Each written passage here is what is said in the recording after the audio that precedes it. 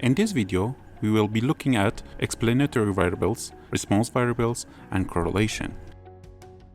In the first video set, we talked about how we can use histograms, stem plots, and box plots to describe one variable.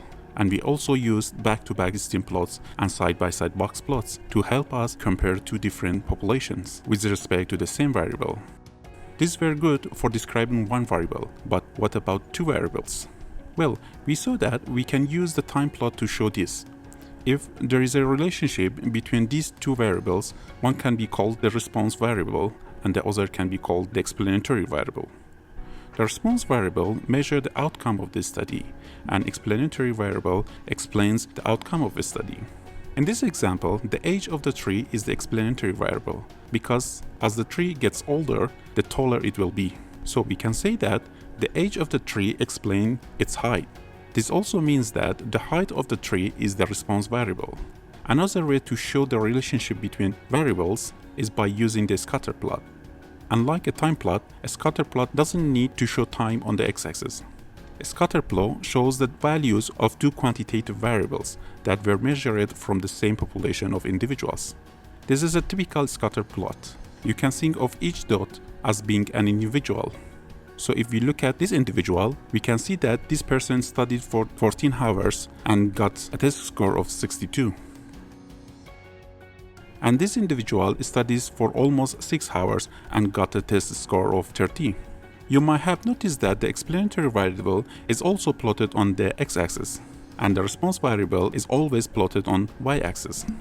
For this reason, the explanatory variable is denoted as a x and the response variable denoted as a y.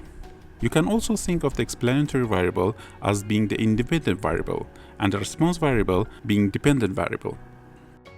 Note that it is possible to not have an explanatory variable and response variable. For example, the number of the points scored during the football game versus the number of points scored during the basketball game. These are two unrelated events, and one variable doesn't precisely explain the other. If there are no explanatory or response variables, then it doesn't matter where you plot each variable on the graph.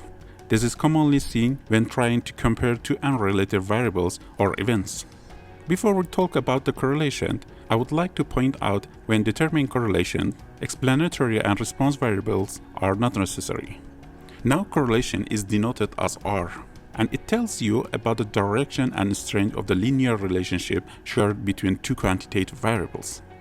Correlation can be expressed using scatter plots, so let's talk about how direction and strength is measured by correlation. We will talking about direction first. Correlation tells us about the direction or slope of a set of data.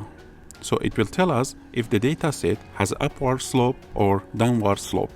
If we have an upward slope, we can say the R is positive, and if we have a downward slope, then R is negative. If we have an upward slope and the data point follow a perfect straight line, then R is equal to the positive 1, and this is called a perfect positive correlation. In contrast, if we have a downward slope and the data point follow a perfect straight line, then R is equal to negative 1, and this is called a perfect negative correlation. In both of these cases, we have a perfect linear relationship. Correlation measures the strength of this linear relationship. We can actually notice a pattern about how correlation measures strength. We saw that R has values between positive 1 and negative 1. And we saw that the strength of the linear relationship increased as R got closer to positive 1 or negative 1. So when R is equal to 0, this means that there is no correlation. In other words, there is no linear relationship whatsoever. We can see that as R gets closer and closer to positive 1, the linear relationship gets stronger. And as R gets closer and closer to negative 1, the linear relationship also gets stronger. So how do you calculate correlation? Correlation can be calculated using this formula. It seems like a complicated formula, but it's easier than it looks.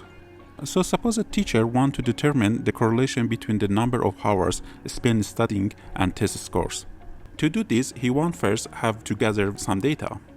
I will assign the number of hours spent studying as a x, and I will assign the test score to be y. Remember that correlation doesn't care about the explanatory or response variables, so it didn't matter how I assign these variables, because I will end up with the same value of R. When determining correlation, it's a good idea to make a table to help you with your calculations. This table corresponds to the formula, specifically this part of the formula. So the first step is to calculate the means for the x values and y values, which you should already know how to do it. Then we will subtract each x value from x bar. So we will have a 13 minus 12.5, which is equal to 0.5. For the second row, we will have a 15 minus 12.5, which is equal to 2.5. We will do this for each x value. For the y values, we will have a 53 minus 68, which is equal to negative 15. We are basically doing the same process for each y value.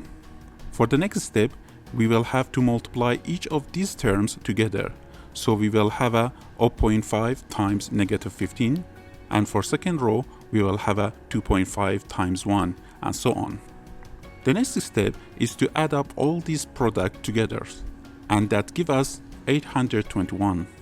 We can now plug this value into the formula, and since we added 6 products, and n will be equal to 6. Next, we need to calculate the standard deviations for each variable, and you should already know how to do this from the previous video. At this point, we have all of the ingredients we need for the formula, so we can plug in Sx and Sy into the formula. And when we simplify this, we get our value of R, which is equal to 0.602. So if we plotted our data, it will look like this. We determined that R is equal to the positive 0.6.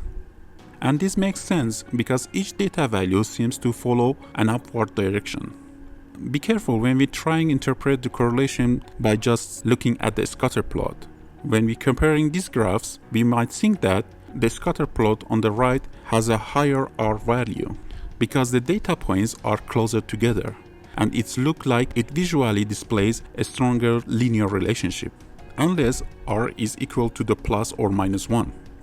It's really hard to determine the value of R just by using our eyes.